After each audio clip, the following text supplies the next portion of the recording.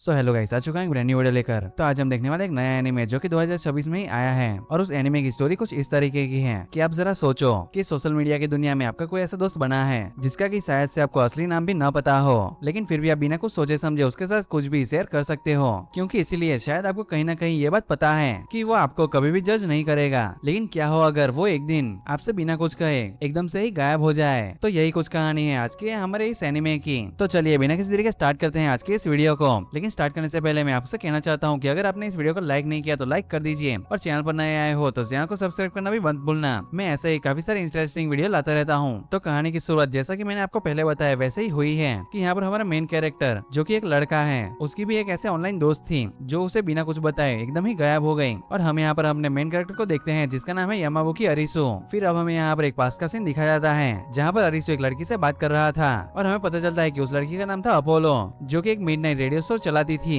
हालांकि उसके लिसनर्स बिल्कुल ना के बराबर थे। और यहाँ पर अरिसो और अपोलो दोनों ही बात कर रहे होते हैं कि किस तरीके से अभी भी मिडिल स्कूल स्टार्ट ही नहीं हुआ और टीचर्स ने उनके ऊपर प्रेशर बनाना शुरू कर दिया। और हमें यहाँ पर इस को देखने के बाद ये तो पता लग गया है कि अरिसो और अपोलो दोनों ही मिडिल स्कूलर हैं। तभी यहाँ पर अरिसो कहता है कि पूरे दिन की थकान के बाद तुम्हारी वॉइस ही एक ऐसी चीज है जो कि मुझे पूरे दिल से शांति देती है, और मुझे तुमसे बात करना काफी अच्छा लगता है। तो फिर बताओ अपोलो, आखिर तुम कौन से हाई स्कूल में जाना पसंद करोगी? तब वो कहती है कि अगर मेरे बस में हुआ तो मैं एक ऐसे स्कूल में जाना चाहूंगी जहाँ पर सिर्फ लड़कियां ही पढ़ती हो, और अगर वहाँ से ओशन व्यू दिखता हो तो फिर क्या ही कहना, मैं तो फिर वहाँ पर ही जाऊंगी। और ऐसे ये दोनों घंटों तक बातें करते रहते हैं। लेकिन ये आखिरी बार था जब अरिसो काफी खुल के हंसा था। फिर हमें यहाँ पर प्रेजेंट का सीन दिखा जाता है जो कि 3 साल बाद का होता है, जहाँ पर स्कूल में टीचर इन सभी लोगों को एक इन्फॉर्मेशन दे रहे होते हैं कि फॉरेन गर्ल्स और बॉयज अब दोनों स्कूल एक साथ हो चुके हैं। मतलब कि इस स्कूल में लड़के और लड़कियां दोनों ही एक साथ में ही पढ़ेंगे। और फिर टीचर यहाँ पर लड़कियों से कह रहा होता है कि मैं जानता हूँ कि तुम सभी लोगों को ये चीज जानकर काफी बुरा लगा होगा, लेकिन वेल अब हम कुछ कर भी नहीं सकते, तो हम सभी लोगों को मिलकर इन लड़कों को झेलना ही होगा।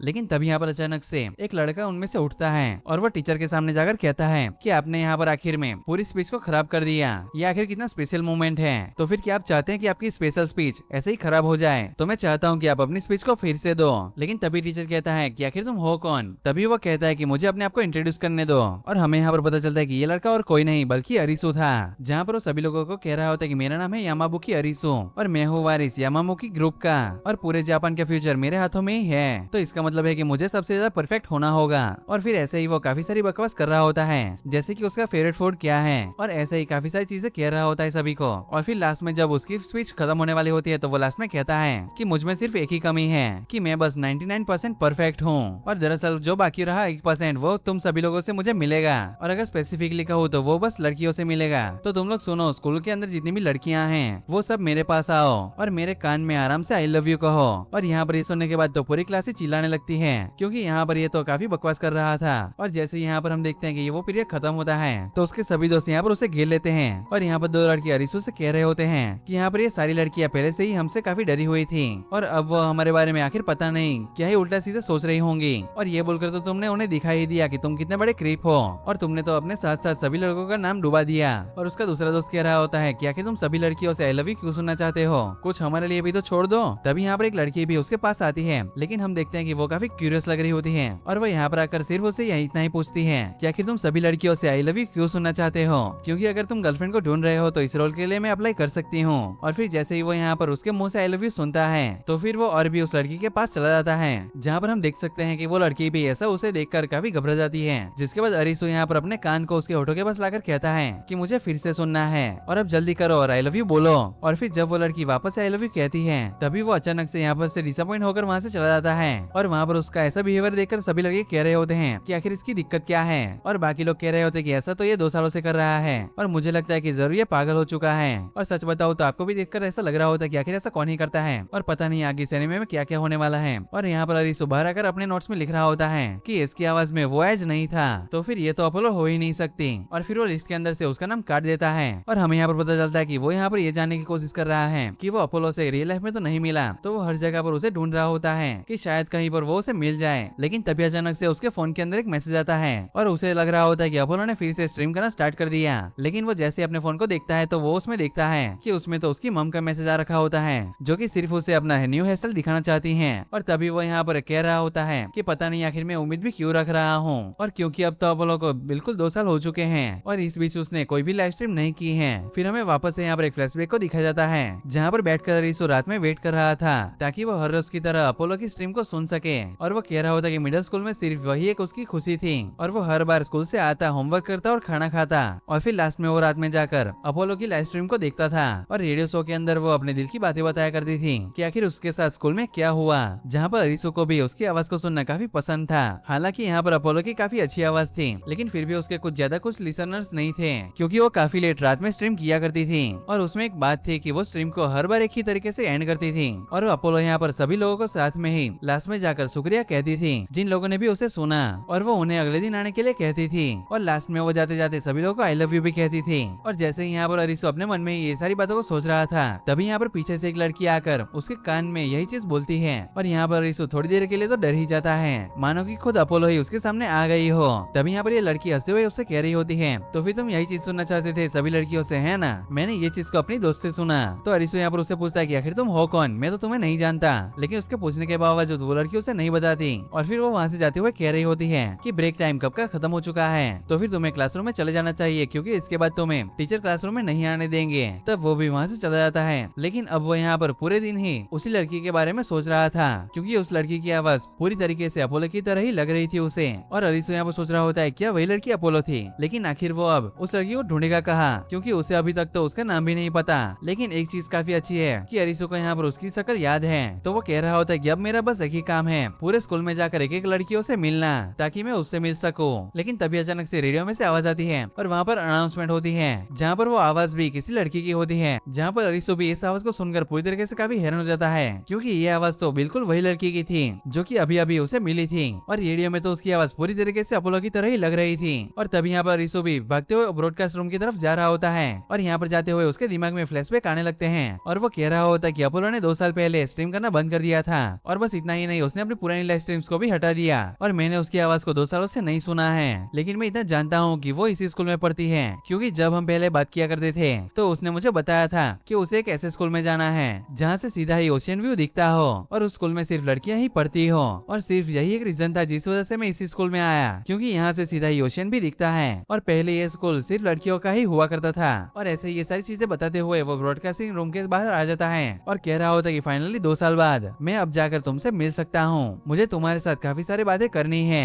और मुझे तुमसे पूछना है कि आखिर तुम क्यों अचानक से चली गई और क्या तुम्हें मैं याद भी हूँ, और आखिरकार तुमने रेडियो शो करना बंद क्यों कर दिया। और अरिसो के दिमाग में ऐसे ही काफी सारे सवाल थे और उसके सारे सवालों का जवाब बिल्कुल उस दरवाजे के दूसरी तरफ था, क्योंकि वो फाइनली यहाँ पर अपनी अपोलो से मिल सकता था। लेकिन वो जैसे ही उस डोर को खोलता है तो यहाँ पर आता है सबसे बड़ा ट्विस्ट, उस रूम के अंदर एक लड़की नहीं थी बल्कि वहाँ पर तो टोटल 4 लड़कियाँ थी। और यहाँ पर अरिसो को देखकर वो चारों की चारों लड़कियाँ उसके ऊपर चिल्लाने लगती हैं और कह रही होती कि आखिर तुम्हारी हिम्मत कैसे हुई यहाँ पर आने की। और उनमें से एक लड़की कह रही होती है कि शो को ब्रॉडकास्ट करना बंद कर दो, वरना बाकी बच्चे भी हमारी बातें सुन लेंगे। और यहाँ पर वो लोग भी माइक को बंद कर देते हैं और उनमें से वो लड़की जो कि उससे पहले मिली थी वो कहती है कि ये लड़का सच में पागल है। फिर ऐसे ही ये लोग आपस में बात कर रहे होते हैं, तब उनमें से पिंक बालों वाली लड़की कह रही होती है कि यही एक रीजन था जिस वजह से मैं नहीं चाहती थी कि लड़के और लड़कियां साथ में पढ़े, क्योंकि लड़के काफी बदतमीज होते हैं। तब यहाँ पर अरिसो इससे माफी मांगता है और वो मन में ही सोच रहा होता है कि मैंने सोचा था कि मैं यहाँ पर अपोलो से मिल लूंगा, क्योंकि रिका की आवाज बिल्कुल ही अपोलो की तरह थी। लेकिन अब इस रूम में एंटर करने के बाद मुझे तो इन सभी लोगों की आवाज अपोलो की तरह लग रही है।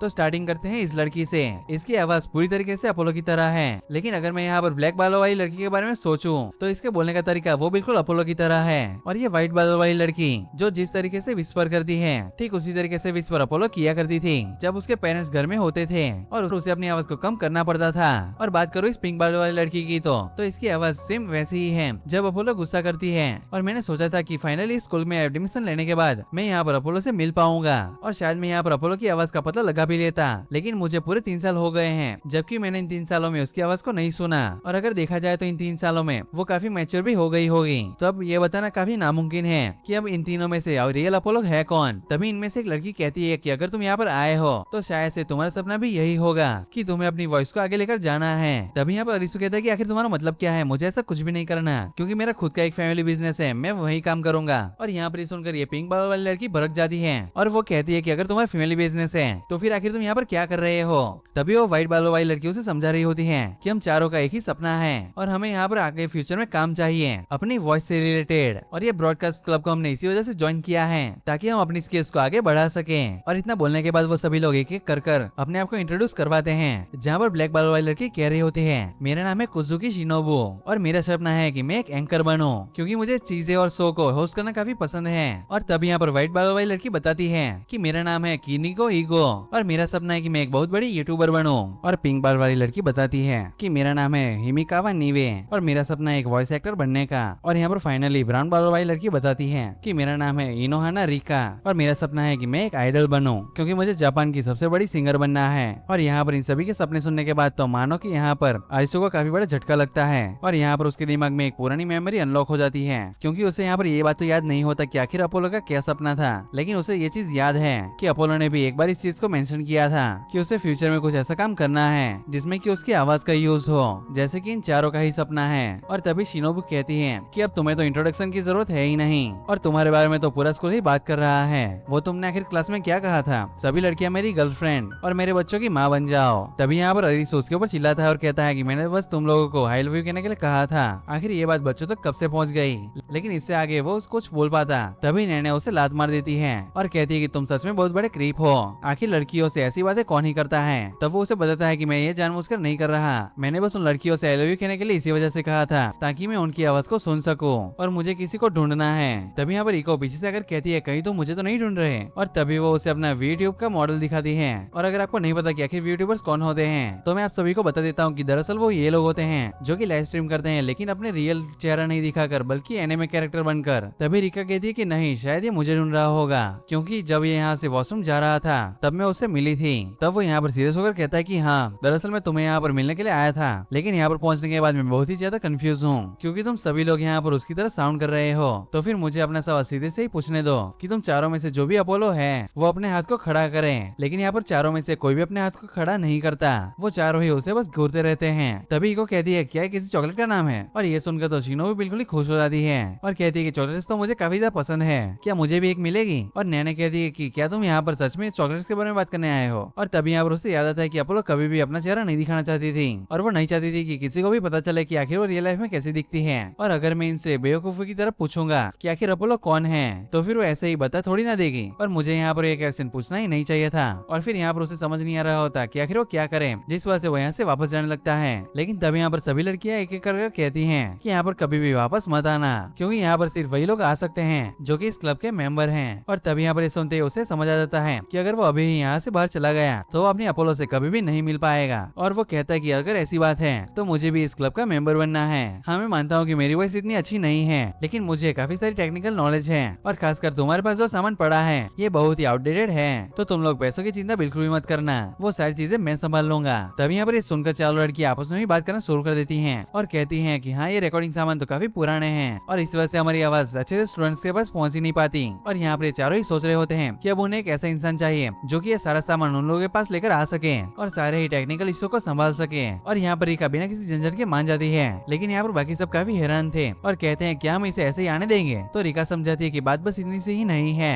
बल्कि ये लड़का है तो हम इससे काफी सारे काम करवा सकते हैं जैसे कि सामान शिफ्ट कराना और वगैरह वगैरह। और वैसे भी मुझे इसकी वॉइस थोड़ी सी पसंद आई। और यहाँ पर आरिसो तो ये चीज को सुनकर काफी खुश हो जाता है और कहता है कि तुम चिंता बिल्कुल मत करो, मैं इस ग्रुप को काफी अच्छे से लीड करूंगा और इसको नई ऊंचाइयों तक लेकर जाऊंगा। तभी यहाँ पर नैने कहती है कि आखिर तुम्हें बॉस किसने बनाया, हमारी लीडर और स्कूल प्रेसिडेंट रिका है। तभी आइको कहती है कि आखिर ये हमारा फायदा हुआ, हमें काफी सारे नए सामान मिलेंगे और एक लड़का भी मिल जाएगा जो कि हमारी भारी सामान उठाने में मदद कर सके, लेकिन ये सारी चीजों में तो फायदा हमारा हुआ, आखिर इससे क्या मिलेगा। तो नैने कहती है कि ये तो मुझे भी नहीं पता, आखिर हम लोग इसे देख आ सकते हैं, लेकिन मैं आप सभी को बता दूं कि वो चीज वो नहीं है जो कि आप सोच रहे हो, तो जरा सा शांत बैठो। फिर हम आगे देखते हैं कि यहाँ पर रिका उन सभी लोगों को पास में बुलाती है और कहती है कि मेरे पास एक आइडिया है और सभी लोगों को कान में कुछ तो कहती है, लेकिन हमें ये चीज को नहीं बताया जाता कि वो आखिर क्या बताती है। लेकिन हम देखते हैं कि यहाँ पर ये सुनने के बाद वो तीनों ही काफी शौक होते हैं और वो कहते हैं कि क्या सच में हमें उसे ये चीज दे देनी चाहिए, लेकिन शायद वो उसे इतनी पसंद न आए। तो रिका कहती कि हाँ, उसे जरूर पसंद आएगी क्योंकि इसी चीज की वजह से तो उसने पूरे स्कूल के सामने अपना नाम बदनाम कर लिया। और तभी वो कहते कि तुम पीछे मुड़ जाओ। और सच में मुझे इस मोमेंट पर लग रहा था कि सच में वही चीज होने वाली है जो कि तुम सभी लोग सोच रहे हो, लेकिन वो तभी जैसे ही पीछे मुड़ता है तो वो चारों लड़कियां उसके कान में कहती हैं कि आई लव यू।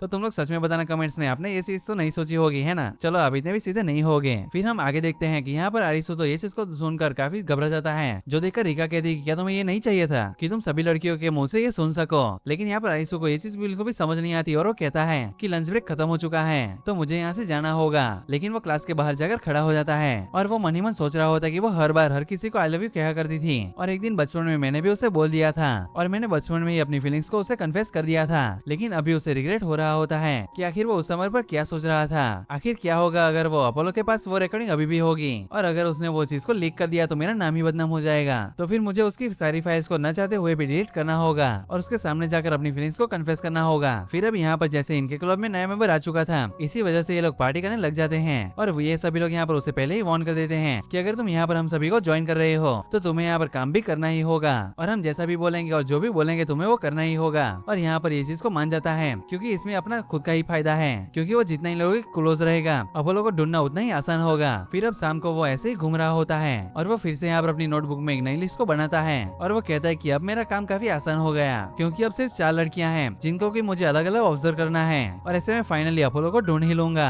फिर वो यहाँ पर ब्रॉडकास्टिंग रूम में जाता है जहाँ पर शिनोबू बैठी हुई होती है, वो भी अकेले, जहाँ पर आरिसु से पूछ रहा होता है कि आखिर बाकी सब कहाँ पर हैं। तभी शिनोबू कहती है कि यहाँ पर कोई भी किसी की नहीं सुनता, जिसे जो भी करना है वो वही करता है। तभी वो यहाँ पर शिनोबू से पूछ रहा होता है कि आखिर तुम लोगों ने यहाँ पर पेपर पर एक क्रॉस क्यों बना रखा है। तो वो यहाँ पर उसे बताने लगती है कि यहाँ पर वो वर्ड्स हैं जो कि अक्सर लोग बोलने में गलती कर देते हैं, तो मैंने इन्हें पहले से ही मार्क कर रखा है ताकि जब मैं ब्रॉडकास्ट स्टार्ट करूँ तो मुझसे वो गलती न हो। तभी वो कहता है कि ये स्कूल की वाइस प्रेसिडेंट है, एक तरीके से मान लो तो स्कूल की प्रिंसेस, तो क्या ये अपोलो हो सकती है। फिर यहाँ पर शिनोबू ब्रॉडकास्ट करना स्टार्ट कर देती है और वो यहाँ पर हर बार की तरह उसकी आवाज ही सुनते रह जाता है, लेकिन वो यहाँ पर बोलते बोलते गड़बड़ करने लग जाती है। तभी आरिसु यहाँ पर उसके ऊपर चिल्लाते हुए कहता है कि आखिर इसको मार करने का क्या ही फायदा जब तुम फिर से यहाँ पर सारे वर्ड्स को गलत बोल रही हो। और ऐसा कहकर वो वहाँ से चला जाता है। फिर वो यहाँ पर नैने को देखता है जिसको की सारी लड़कियों ने घेर रखा होता है, क्योंकि वो यहाँ पर लड़कियों के बीच में काफी पॉपुलर है और सभी लोग उसे कह रहे होते हैं जो हेलिकोस की नई मांगा आई है तो प्लीज इसकी तरह आवाज निकाल कर हमें दिखाओ, और हम देखना चाहते हैं कि आखिर एनीमे आउट में कैसी लगेगी। और वो सभी लोग यहाँ पर उसे मांगा दे देते हैं ताकि वो यहाँ पर उसे पढ़ना शुरू करें। और फिर से यहाँ पर इसकी आवाज भी काफी अच्छी थी और वो यहाँ पर मांगा की डबिंग भी काफी अच्छे से कर रही थी,